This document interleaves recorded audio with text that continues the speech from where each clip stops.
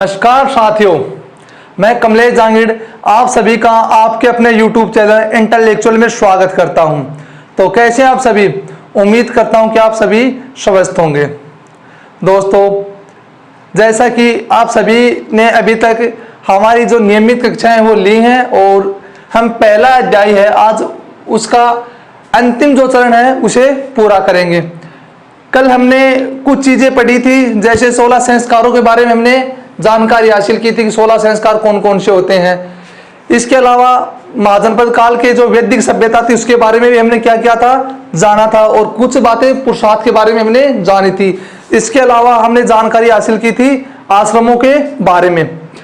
आज हम चर्चा करेंगे जो प्राचीन काल भारत है उसके लोगों की प्रमुख उपलब्धियों के बारे में। तो हम बिना किसी देरी के क्लास की शुरुआत करते हैं, लेकिन उससे पहले अगर आपने हमारे पहली बार हमारे चैनल पर विजिट किया हो तो चैनल को सब्सक्राइब करना न भूलें, साथ में वीडियो को शेयर तथा लाइक भी जरूर कर दें। तो देखो दोस्तों, बिना किसी देरी के हम अपने जो अध्याय है उसकी शुरुआत करते हैं। कल हमने 16 संस्कारों के बाद क्लास समाप्त कर दी थी।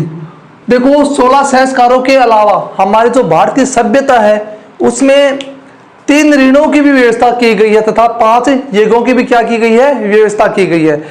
मतलब ये मानना है कि कोई भी व्यक्ति हो संसार में, जो व्यक्ति भी जिसने जन्म लिया है उस पर किसी न किसी प्रकार का ऋण अवश्य होता है। और संभवतः उस ऋण को हमारे जो प्राचीन ऋषि थे उसने कितने भागों में बांट दिया, 3 भागों में उस ऋण व्यवस्था को बांट दिया। अब वो 3 भाग कौन कौन से हैं वो देखते हैं। देखो, ऋण तथा यज्ञ व्यवस्था, ऋण तथा यज्ञ व्यवस्था, ऋण तथा यज्ञ व्यवस्था। देखो अब कौन कौन से थे। हमारे जो ऋषि थे उन्होंने कितने भागों में बांट दिया ऋण व्यवस्था को? 5 भागों में। हमारे या फिर ऋषियों ने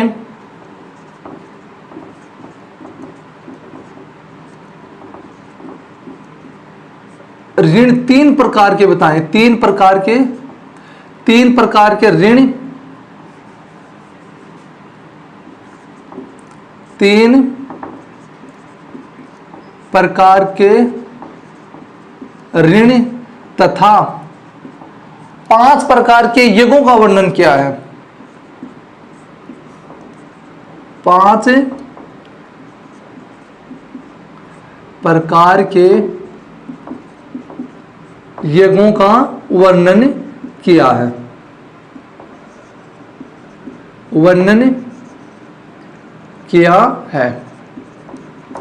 कि अपना जो ऋषि है वे जो ऋण व्यवस्था में कितना भागा में बांट दी? 3 भागा। अब देखो तो ऋण व्यवस्था कौन कौन सी है? ऋण कै प्रकार का होता है? 3 प्रकार का। कौन कौन सा? देखो, पितर ऋण,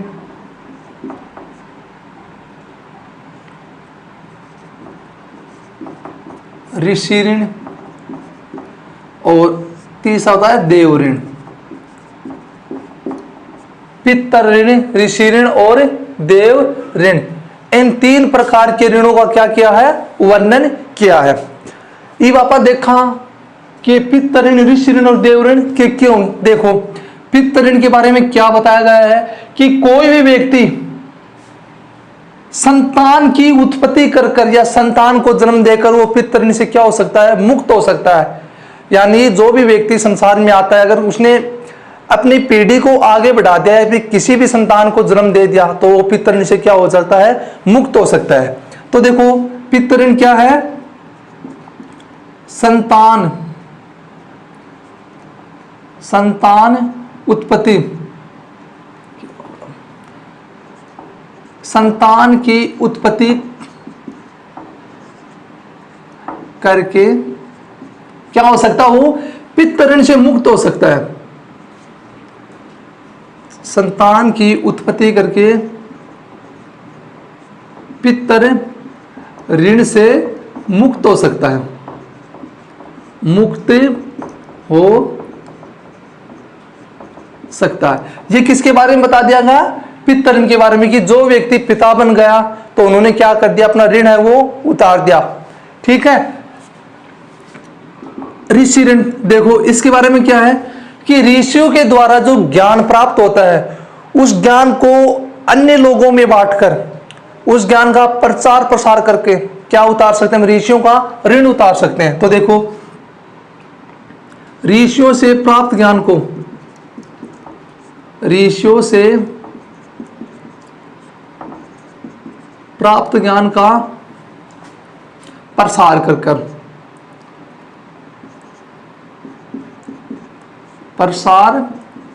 करके क्या कर सकते हैं, हमें ऋषि ऋण से मुक्त हो सकते हैं।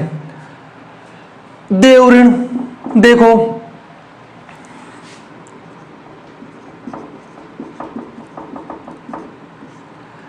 देवताओं के यज्ञ और अनुष्ठान करके क्या हो सकते हैं, हमें देव ऋण से मुक्त हो सकते हैं। ये 3 ऋण बताए, कौन कौन से, पितृ ऋण, ऋषि ऋण तथा देव ऋण। और ये कितने बताए हैं, 5 यज्ञ। यज्ञ कितने प्रकार के बताए हैं, 5 प्रकार के यज्ञों का क्या किया है, वर्णन किया है। कितने प्रकार के यज्ञ बताए हैं, 5 प्रकार के। अब मैं उनका नाम लिख देता हूं एक बार, उसके बारे में फिर जिक्र करेंगे। पहला देखो बर्मा या फिर ऋषि ऋण, सॉरी यज्ञ, बर्मा या फिर ऋषि यज्ञ। नंबर 1 2 देखो इसमें भी आ जाएगा कि पितृ यज्ञ,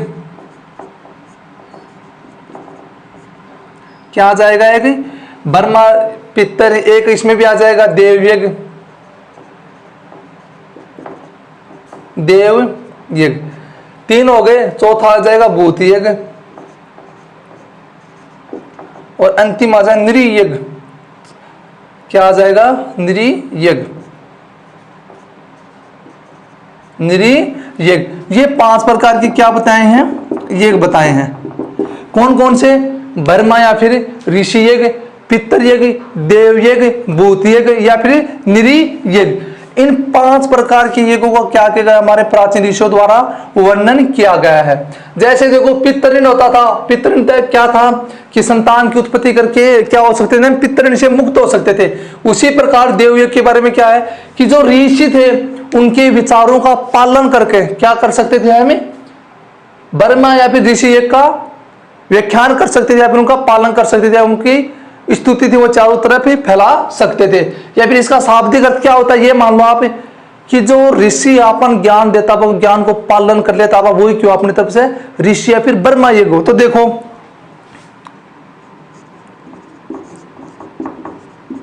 ऋषियों के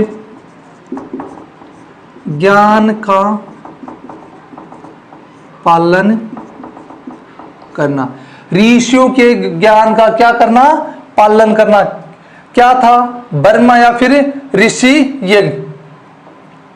देखो पितृ यज्ञ में माता पिता की सेवा करना, माता पिता की क्या करना, सेवा करना। देव यज्ञ में क्या था, देवताओं की स्तुति या फिर आराधना, स्तुति आराधना करना, स्तुति मतलब भजन वगैरह करना। ठीक है। अब भूतिक सबसे महत्वपूर्ण भूतिक है, लेकिन उससे पहले नृत्य के देखेंगे, भूतिक को थोड़ा समझेंगे। नृत्य में क्या है, संपूर्ण मानव जाति का कल्याण करना, संपूर्ण मानव जाति का कल्याण करना। अब देखो बच गया हमारा भूतिक। तो इसमें क्या कहा गया है कि भूतिक में कि हमारे घर में जो भी मेहमान आते हैं उनकी सेवा करना। मेहमानों के साथ में देखो पशु पक्षी प्राणी, जितने भी पशु पक्षी प्राणी हैं उन्हें नियमित रूप से दाना पानी या फिर खाना देकर उनकी क्या करनी चाहिए, सेवा करनी चाहिए। ये सब किसके अंतर्गत आता है? भूतिक में। और ऐसा करने के पीछे क्या माना गया है कि व्यक्ति है वो अपने कर्मों को क्या कर सकता है, जो बुरे कर्म है या फिर अच्छे कर्मों की क्या कर सकता है, प्राप्ति कर सकता है। तो भौतिक में क्या जाएगा? प्राणी, या लिखो प्राणियों, जीव जंतु, जैसे जीव जंतु पशु पक्षी, या फिर आप सीधा लिखो ना, मैं दिखा देता हूं, पशु पक्षियों जैसे कबूतर, कोई भी ले लो कबूतर, क्या मोर, दो चार जानवर इत्यादि ले लो, ठीक है।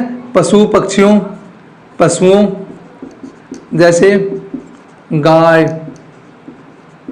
कुत्ता आदि को खाना, दाना और पानी देना, पानी देना। और साथ में क्या है, दूसरा पॉइंट इसमें क्या है कि जो हमारे घर मेहमान आते हैं, अतिथियों की क्या करना, सेवा करना, या फिर खाना दाना दे, पानी देकर इन पक्षियों की सेवा करना, या फिर दूसरा क्या, अतिथियों की सेवा करना। ये क्या आ गए? भूत यज्ञ में। तो समझ में आ गया। अरे कल एक बच्चा को फोन आया, बोले गुरुजी थे 16 संस्कार पढ़ा दिया, और बोले कौन पूछा है 16 संस्कारों का नाम? भाई परीक्षा लो, कोई पूछा को बनते डांट देगा के लास्ट में आज जाओ ना प्रश्न तो मुंह कर लेगा ना मिड़किया की माँ को सब, फिर को हो गुरुजी यो तो आगूड़ो प्रश्न। तो भाई प्रश्न जो किताब में दिए वो कठिन भी पूछ सके है, एक तो ते फोन करके या फिर और कोई बात द्वारा सलाह मत दिया करो। हाँ कमी है बता सको, लेकिन यहाँ मत समझा करो कि गुरुजी या चीज आओगी या पुण्य आज दिन आज जाए ना मुनिक्या की माँ को मुंह करके बैठा रहो हॉल में, और एक नंबर भी बहुत ज्यादा महत्वपूर्ण है, ठीक है। तो जो भी चीज ही आधे बोर्ड पर बताया जाए फिर किताब में है वन अच्छी तरह से याद कर लिया करो। तो देखो आज हमने पढ़ा ऋण तथा यज्ञ व्यवस्था। ऋण हमने जाने कितने प्रकार के होते हैं? 3 प्रकार के, और यज्ञ हमने जाने कितने प्रकार के होते हैं? 5 प्रकार के। 3 प्रकार के ऋण कौन कौन से? पितृ ऋण, ऋषि ऋण और देव ऋण। और ये 5 प्रकार के कौन थे? पहला था ब्रह्म या ऋषि यज्ञ, दूसरा था पितृ, तीसरा देव यज्ञ, चौथा भूत यज्ञ, और पांचवा था नृ यज्ञ। और इनके बारे में हमने क्या की? चर्चा की। जल्दी से आप स्क्रीनशॉट ले लो। उसके बाद में हम पढ़ेंगे प्राचीन भारत में जो परिवार था उसकी क्या स्थिति थी, और जो प्रमुख उपलब्धियां थी, यानी आज की जो क्लास है उसमें जो पहला अध्याय वो पूरी तरह समाप्त हो जाएगा। उसके बाद हम पढ़ेंगे मौर्य साम्राज्य के बारे में। चलो जल्दी से आप देख लो या स्क्रीनशॉट ले लो, उसके बाद हम आगे के अध्याय की चर्चा करते हैं।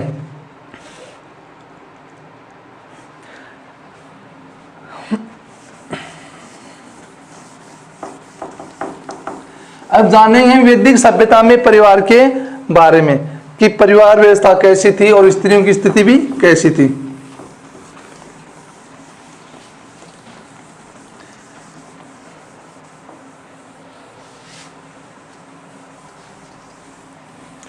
चलो इसके बारे में थोड़ा देख लेते हैं। हेडिंग क्या है?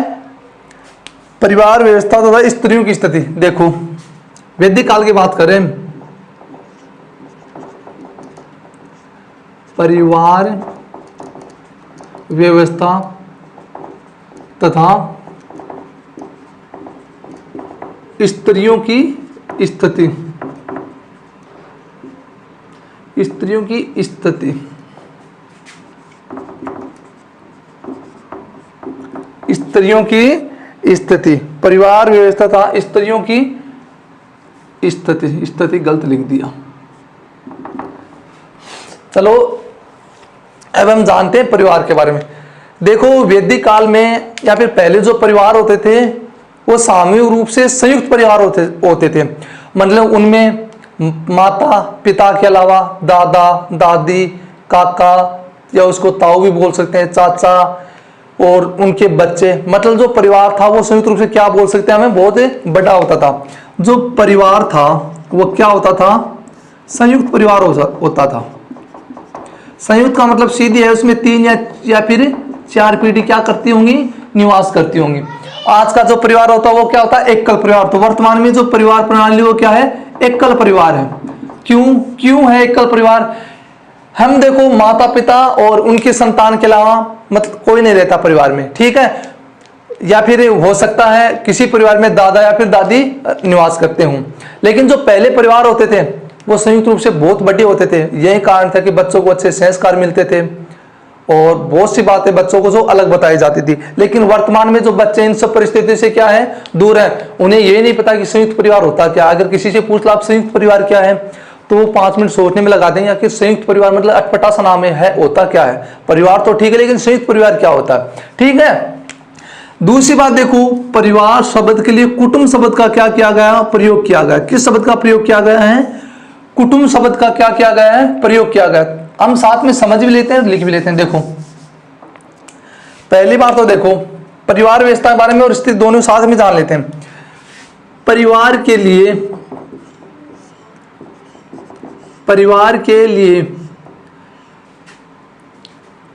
किस शब्द का प्रयोग किया गया है,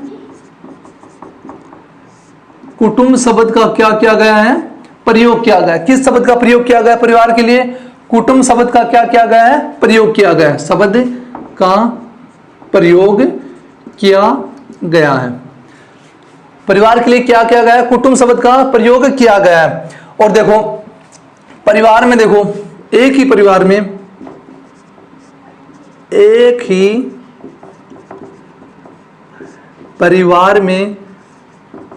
3 से 4 पीढ़ियां निवास रहती थी। 3 से 4 पीढ़ियां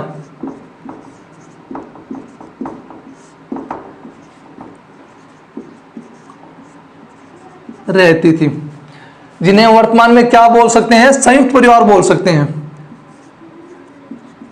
जिन्हें वर्तमान में संयुक्त परिवार बोल सकते हैं। क्या बोल सकते हैं, संयुक्त परिवार बोल सकते हैं, या फिर कह सकते हैं संयुक्त परिवार बोल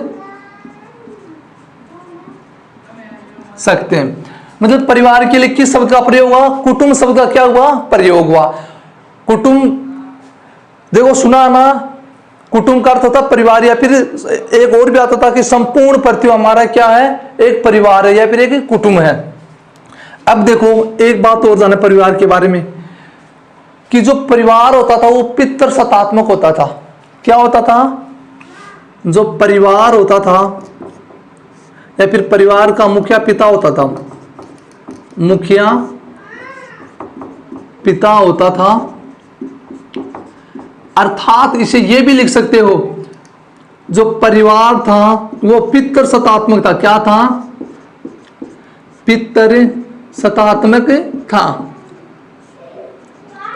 क्या था, पितृ सत्तात्मक था। लेकिन इसका यह मतलब नहीं था कि पितृ सत्तात्मक हो तो फिर जो नारियों फिर स्त्रियों की स्थिति क्या थी, देनी थी, ऐसा कुछ भी नहीं था। आगे देखो स्त्रियों की स्थिति के बारे में भी साथ में बात कर लेते हैं।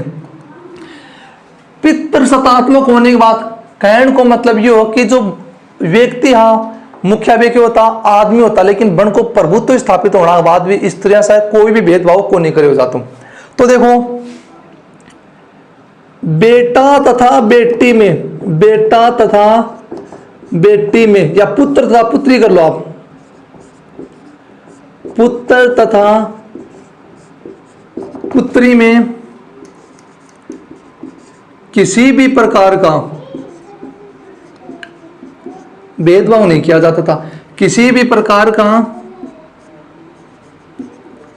भेदभाव नहीं किया जाता था, नहीं किया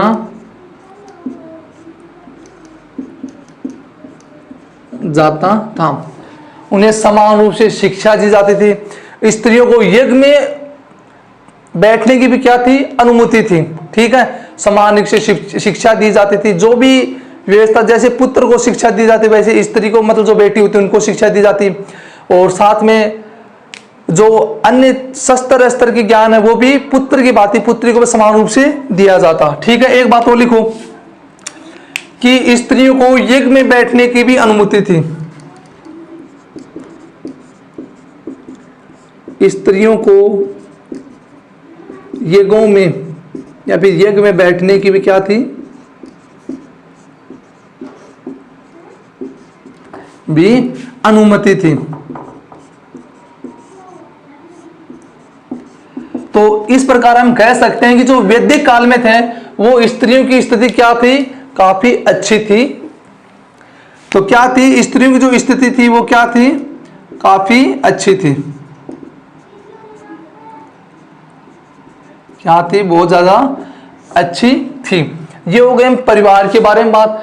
अब हम अंतिम जो टॉपिक है वो जानेंगे आज का या फिर इस क्लास का, कि जो प्राचीन काल के लोग थे उनकी प्रमुख उपलब्धियां क्या क्या थी, उसके बारे में थोड़ा बहुत जानेंगे। आप स्क्रीनशॉट ले लो जल्दी से। उसके बाद हम जानेंगे क्या क्या प्राचीन भारत के जो लोग थे क्या क्या उनके लिए महत्वपूर्ण था।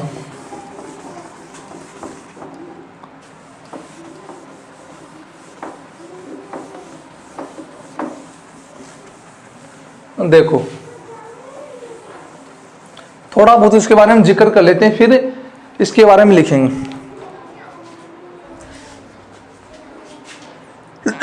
सॉरी। अब देखो, आप सभी ने सुना होगा कि जो प्राचीन भारत था, मतलब जो पल्ली को अपना भारत हो, वो काफी उन्नति पर हो। सभी प्रकार के देखो, चाहे वो अस्त्र का ज्ञान हो, शस्त्र का ज्ञान हो, विज्ञान का ज्ञान हो, या फिर गणित का ज्ञान हो, सभी में क्या था, भारत बहुत ज्यादा आगे था। आपने वो एक गाना भी था वो सुना होगा, चलो गाना तो छोड़ो, मेरे भी ध्यान में नहीं आ रहा। यानी शून्य की खोज से लेकर दशमलव की खोज से लेकर, और हमने जो विज्ञान की जितनी भी जानकारी है सबसे पहले किन लोगों को प्राप्त हुई, भारत के लोगों को ही प्राप्त हुई थी। भारत के लोगों को जानकारी प्राप्त होने के बाद ये जानकारी आगे गई। अगर हम धर्म की चर्चा करें तो सब सर्वाधिक धर्म भी कहां पर था, भारत में प्रचलित था। सभी प्रकार के धर्म थे, लेकिन जो महत्वपूर्ण धर्म था वो क्या था, हिंदू धर्म था। और देखो बहुत बड़े बड़े लेखक ने भी ये बात स्वीकार की थी, भारत क्या था कि सभी प्रकार से संपन्न था, और इसी वजह से भारत को पहले क्या कहा जाता था, सोने की चिड़िया भी कहा जाता था। तो हम उन्हीं का चर्चा या फिर उन्हीं की बातें आज जानेंगे कि क्या क्या प्रमुख बातें थी। तो अब देखते हैं प्राचीन भारत के लोगों की प्रमुख उपलब्धियां क्या देखेंगे। प्राचीन भारत के लोगों की प्रमुख उपलब्धियां हमें जानेंगे, और उसमें पहला देखेंगे हमें चिकित्सा विज्ञान। चिकित्सा विज्ञान, अब देखो इसके बारे में जान लेते हैं। क्या हुआ कि किसी स्थान पर प्राचीन भारत में, जैसे पहले मैंने आपको पढ़ाया था तभी जिक्र किया था कि जानकारी या तो अभिलेखों से प्राप्त हुई या फिर खुदाई से दौरान जो पूरा अवशेष थे उनसे क्या हुई, जानकारी में प्राप्त हुई। जैसे हड़प्पा सभ्यता थी, सिंधु घाटी सभ्यता, एक ही नाम था इन दोनों का। तो इन सभ्यता से क्या हुई, खुदाई के दौरान जो बातें थी वो हमें क्या चली, पता चली थी। और कुछ अभिलेख थे जिनसे हमें क्या मिली, जो प्राचीन भारत उनकी जानकारी पता चली। तो देखो ठीक उसी प्रकार चिकित्सा विज्ञान के बारे में भी देखो एक तथ्य मिलता है, वो क्या कि खुदाई से एक ऐसा मतलब एक स्थिति मिली है कि कोई व्यक्ति था और एक व्यक्ति की टूटी हुई हड्डी थी। क्या हुई थी, टूटी हुई हड्डी थी, और उसे जोड़ता हुआ क्या किया दूसरा व्यक्ति, मतलब जो चिकित्सक था या डॉक्टर लिख लो ना आप सीधी भाषा में, वेद या फिर डॉक्टर, उस हड्डी को क्या करता हुआ दिखाया गया है, जोड़ता हुआ दिखाया गया है। तो इसका मतलब सीधी सी बात यह था कि जो प्राचीन भारत में था, जो चिकित्सा विज्ञान के बारे में लोगों को क्या था, ज्ञान था। क्या था, बहुत ज्यादा ज्ञान था। हड्डियों के बारे में जोड़ने की जो विधि थी वो भी उन लोगों को आती थी।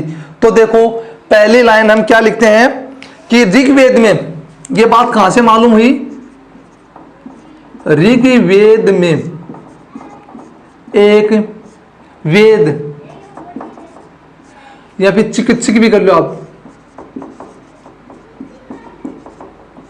चिकित्सक को हड्डी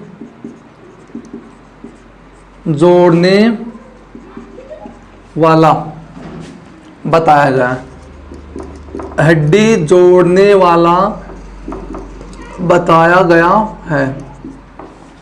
क्या बताया गया है, हड्डी जोड़ने वाला। इससे यह बात तो साबित हो गई कि जो प्राचीन भारत था उसमें चिकित्सा विज्ञान के बारे में लोगों को बहुत ज्यादा जानकारी थी। ठीक है, देखो इस समय प्रमुख विद्वान चिकित्सा के क्षेत्र में कौन कौन प्रमुख विद्वान है वो देखो, चरक, सुश्रुत तथा धन्वंतरी हुए।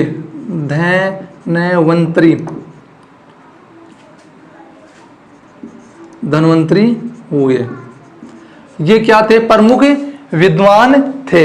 ये क्या थे? प्रमुख विद्वान थे। अब देखो चरक के बारे में थोड़ा जान लेते हैं। जो चरक था इसने क्या लिखी? चरक संहिता लिखी। जो चरक संहिता पूछता है किसके बारे में जानकारी मिलती है? उसमें चिकित्सा विज्ञान के बारे में जानकारी मिलती है। किसके बारे में जानकारी मिलती है? चिकित्सा विज्ञान के बारे में जानकारी मिलती है। एक बात और देखो, इस चरक संहिता में जो औषधियों की क्या है? विस्तृत जानकारी है। इसमें क्या है? चरक संहिता में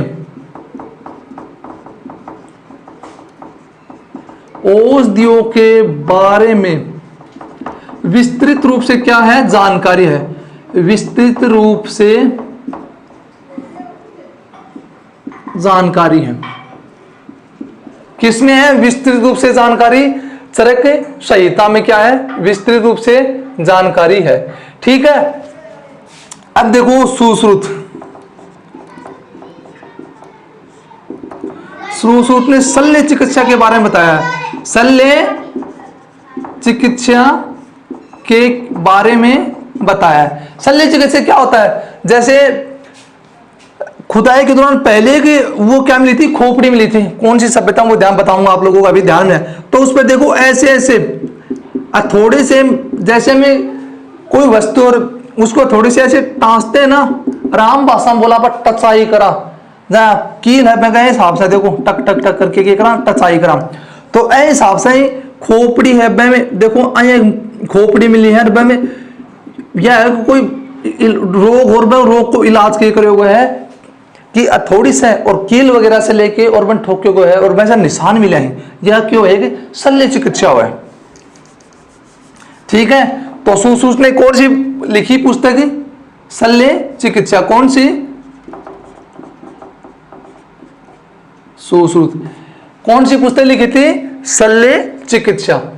तो चिकित्सा विज्ञान के बारे में हमने क्या जाना कि ऋग्वेद में कुछ प्रमुख विद्वान हुए, जैसे चरक था, सुश्रुत था, धन्वंतरी था आदि। सुश्रुत ने क्या लिखा? शल्य चिकित्सा। चरक ने क्या लिखी? चरक संहिता लिखी, जो इस समय की क्या थी? प्रमुख थी। इसके बाद में हम जाने गणित विषय के बारे में कि गणित के बारे में क्या क्या जानकारी लोगों को प्राप्त थी। देखो गणित का जैसे नाम आता सबसे पहले किसका नाम याद आता? आर्यभट्ट का। किसका नाम आता है? आर्यभट्ट का नाम आ जाता है, क्योंकि आर्यभट्ट ने शून्य की भी खोज की थी, दशमलव की भी क्या की थी? उन्होंने खोज की थी। और आर्यभट्ट ने देखो त्रिभुज, चतुर्भुज, वर्त की परिधि तथा पाई का मान, इन सब के बारे में जो जानकारी थी वो किसने दी थी? आर्यभट्ट ने दी थी। और एक विद्वान था विल ड्यूरेंट,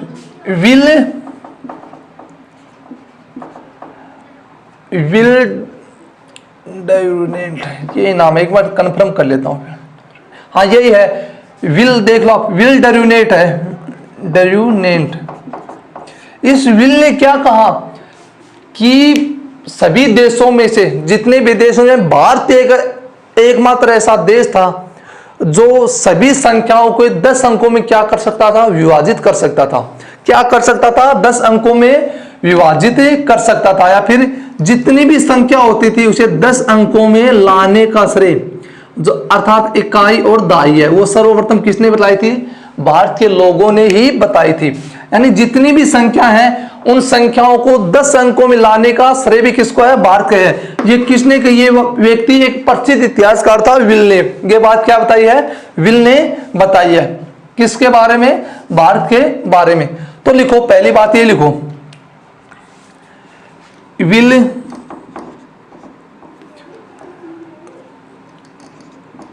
ड्यूरेंट ने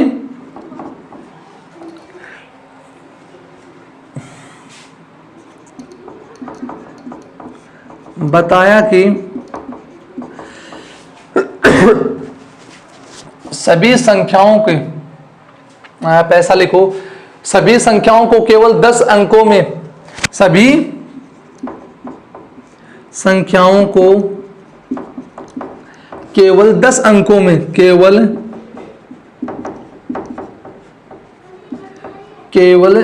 10 अंकों में, 10 अंकों में विविध या फिर 10 अंकों में लाने का सर्वप्रथम किसको ही है? भारत को है। तो 10 अंकों में व्यक्त करने का श्रेय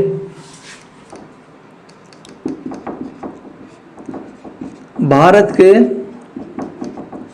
लोगों को या भारत को ही है, भारत को ही है। देखो, सांख्य अर्थात गणित के विषय में भारत को बहुत पहले से जानकारी थी। भारत के लोगों को बहुत पहले से जानकारी थी। क्या थी?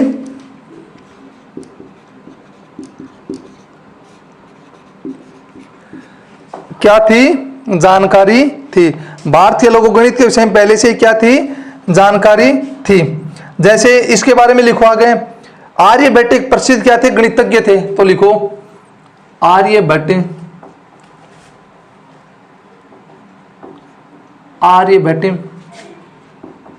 एक प्रसिद्ध गणितज्ञ थे। क्या थे? गणितज्ञ थे। इन्होंने सर्वप्रथम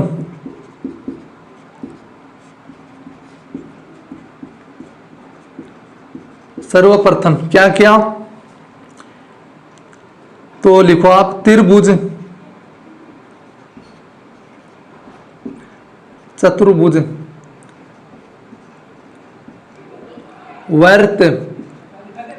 वर्त की परिधि, वर्त की परिधि, वर्त की क्या आ गई? परिधि, पाई का मान 3.141 बताया। एक पाई का मान होता है 22/7, क्या होता है दूसरा? 22/7। पाई का मान क्या होता है? 3.1416। ठीक है। देखो, दशमलव का प्रयोग भी, दशमलव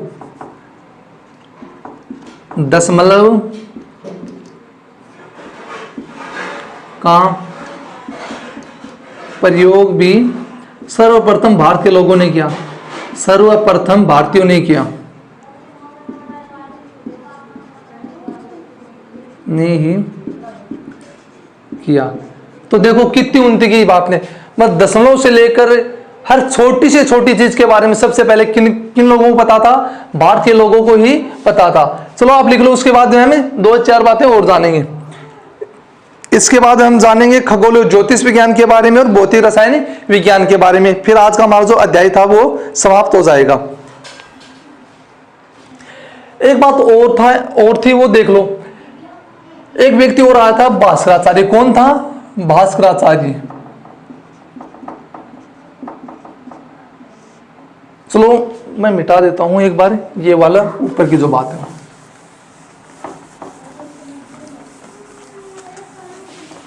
देखो,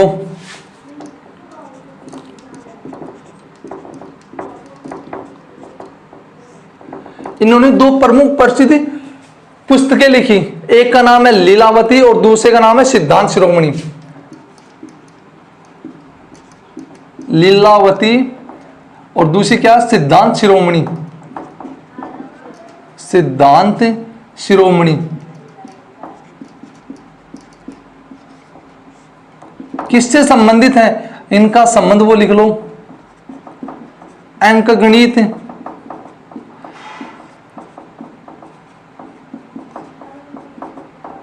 बीजगणित के लिए सबसे महत्वपूर्ण पुस्तकें कौन या ग्रंथ कौन कौन से? लीलावती तथा सिद्धांत शिरोमणि। चलो आप जल्दी से नोट करो, उसके बाद में खगोल और ज्योतिष विज्ञान के बारे में हमें जानते हैं। अब मैं बता देता हूं उससे पहले खगोल और ज्योतिष विज्ञान क्या होता था। देखो भारत के लोग थे या फिर भारतीय जो ज्योतिष थे, उन्होंने सर्वप्रथम पृथ्वी के आकार, उनके घूमने की गति, ग्रह उपग्रह आदि के बारे में पहले बता दिया था कि किस प्रकार चंद्र ग्रहण होता है या फिर चंद्र ग्रहण क्या होता है, सूर्य ग्रहण क्या होता है, पृथ्वी अपने एक्स पर कहाँ घूमती है, पृथ्वी का उपग्रह कौन सा है। मतलब ये जो जानकारी थी लगभग भारत के लोगों ने क्या कर दी थी, पहले ही दुनिया के पास पहुंचा दी थी। यही है ज्योतिष और पंचांग विज्ञान के बारे में। चलो आप स्क्रीनशॉट ले लो, उसके बारे में जानेंगे।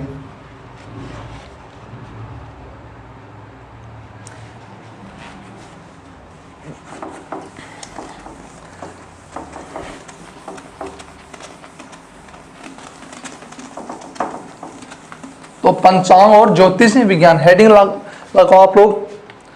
क्या है ये हेडिंग आज की, पंचांग और ज्योतिष विज्ञान या फिर खगोल और ज्योतिष विज्ञान कर लो आप। ज्योतिष विज्ञान अकेले करने जाओ तो वो भी कर सकते हो। खगोल और ज्योतिष विज्ञान, खगोल एवं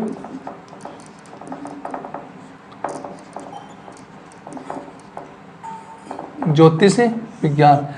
तो लिखो क्या कि पृथ्वी का आकार, क्या पृथ्वी का आकार, पहली बात तो देखो। दूसरी, पृथ्वी की परिभ्रमण गति, परिभ्रमण गति, पृथ्वी का आकार, पृथ्वी की परिभ्रमण गति,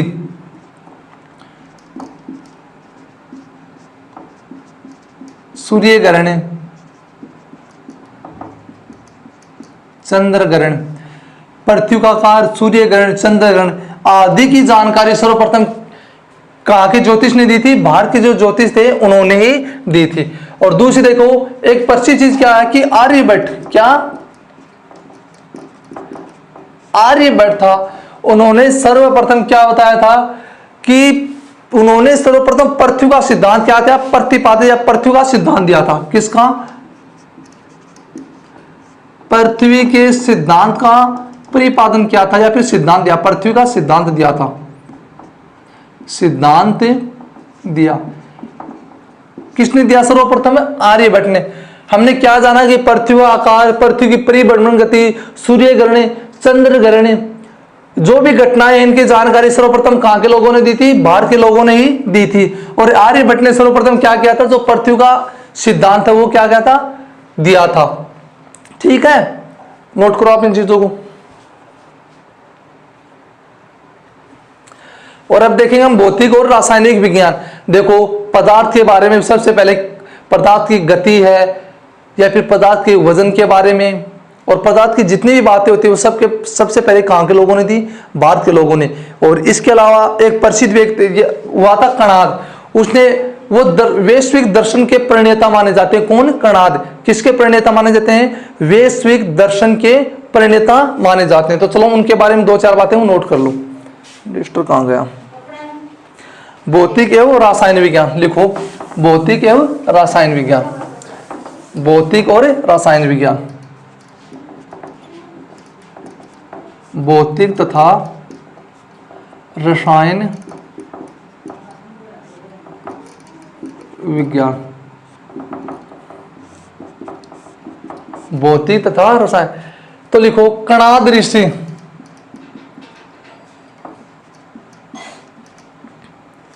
कणाद ऋषि वैश्विक, हाँ वैश्विक लिखो, वैश्विक, वैश्विक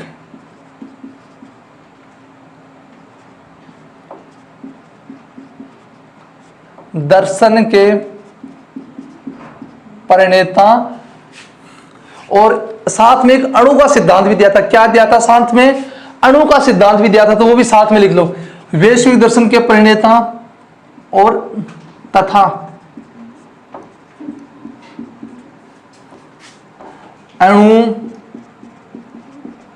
सिद्धांत के प्रणेता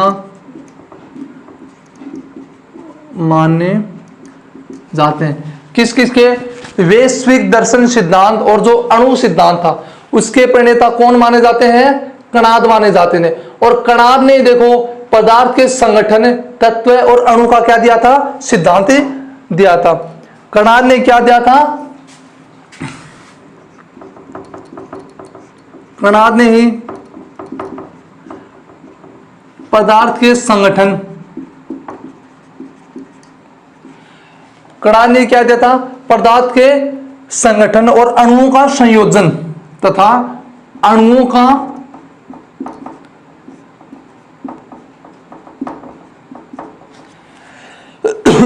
का संयोजन। इसका सिद्धांत भी किसने दिया था? सर्वप्रथम कणाद ने ही दिया था। सिद्धांत दिया किसने दिया था? कणाद ने। कणाद ने क्या बताया था? सर्वप्रथम बताया कणाद ऋषि ने वैश्विक दर्शन के क्या माने जाते हैं? रचयिता माने जाते हैं। और जो अणु का सिद्धांत के प्रणेता भी किसे माना जाता है? कणाद को ही माना जाता है। दूसरी बात कणाद ने क्या बताई? उसके पदार्थ का संगठन, तत्व व अणुओं का क्या दिया? सिद्धांत। एक बात और लिख लो, तत्व व अणुओं का क्या दिया था? सिद्धांत। किसने दिया था? कणाद ने ही दिया था। किसने दिया था? कणाद ने ही दिया था। अब देखो पदार्थ की शक्ति, गति, वेग, क्या क्या? पदार्थ की शक्ति, गति, वेग, ये सिद्धांत भी सर्वप्रथम भौतिक के सिद्धांत है सर्वप्रथम किसने दिए थे? कणाद ने ही दिए थे। तो लिखो पदार्थ की शक्ति,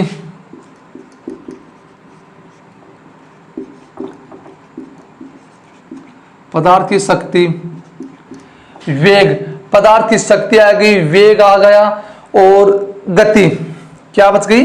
गति। पदार्थ की शक्ति, वेग, गति आदि जो भौतिक सिद्धांत है, क्या है? आदि जो भौतिक सिद्धांत है वो कणाद या फिर प्राचीन ऋषियों ने दिए थे। आदि जो भौतिक सिद्धांत लिखो, आदि जो भौतिक सिद्धांत हैं वो प्राचीन ऋषियों ने दिए। वो प्राचीन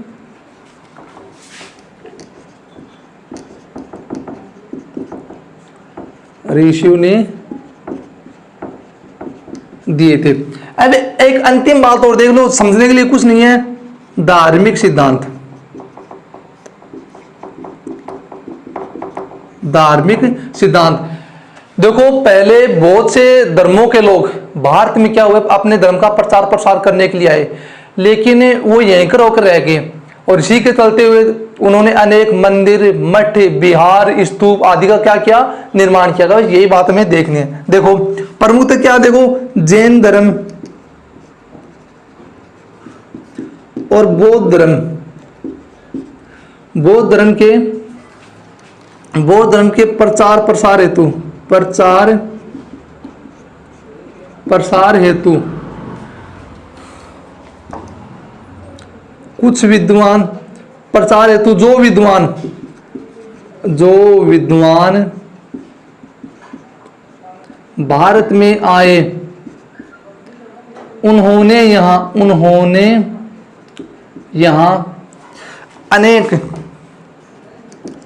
अनेक मंदिर, मठों, स्तूपों, विहार, चैत्य आदि का क्या किया? निर्माण करवाया। आदि का निर्माण करवाया। और देखो जैसे हमने पढ़ा ना चैत्य विहार के बारे में, ये सब की जानकारी कहाँ पे मिलती है? पहले जो कुछ लोगों ने प्रचार प्रसार के लिए इन्होंने सर्वप्रथम क्या दिया था? ये सिद्धांत दिया था। इन्होंने सर्वप्रथम क्या दिया था? ये सिद्धांत दिया था। जैसे देखो कोलवी की गुफाएं हैं, सांची का स्तूप है। उदाहरण लिख लो एग्जाम्पल के तौर पर, कोलवी की गुफाएं,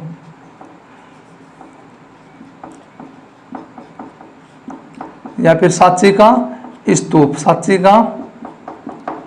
स्तूप आदि। ये थी आज की हमारी क्लास। कैसी लगी आज को हमारी क्लास, इसके बारे में कमेंट जरूर कीजिएगा। आपके कमेंट का हमें बेसब्री से इंतजार रहेगा। कल हम जिक्र करेंगे मौर्य साम्राज्य के बारे में, चंद्रगुप्त मौर्य, और उसके बाद के आने वाले जो शासक थे उनके बारे में हम क्या करेंगे, जिक्र करेंगे। अशोक हम क्या पढ़ेंगे, धार्मिक साहित्य पढ़ेंगे। धमकिया उदाहरणा, कौन जो कलिंग युद्ध थे उसके बाद में उनसे धमकिया उदाहरण क्या क्या प्रतिपादन किया। अशोक से पहले हम पढ़ेंगे बिंदुसार के बारे में पढ़ेंगे, और कुछ अशोक के प्रमुख जो अभिलेख थे उनका जिक्र हमने पहले भी कर लिया था, लेकिन कल के अध्याय में भी हमें जरूर करेंगे। जो कल का सत्र था वो होने वाला था नहीं, जो कल का सत्र होने वाला एक जबरदस्त सत्र होगा। तो अपने जितने भी फ्रेंड हैं उन सभी को बता दीजिएगा। और आज हमने जो पहला अध्याय था वो पूर्ण रूप से क्या कर लिया है, समाप्त कर लिया है। अगर फिर भी किसी प्रकार को आपकी समस्या है और अगर आपको नोट्स प्रोवाइड करवाने तो आप बात बता दीजिए, कमेंट बॉक्स में कमेंट कर दीजिएगा। आपकी हर समस्या का समाधान यहाँ पर किया जाएगा। तो आज की जो क्लास हम यहीं पर समाप्त करते हैं। घर पर रहिए, सावधान रहिए, सुरक्षित रहिए, अपना तथा अपने घर वालों का ख्याल रखो। जय हिंद साथियों।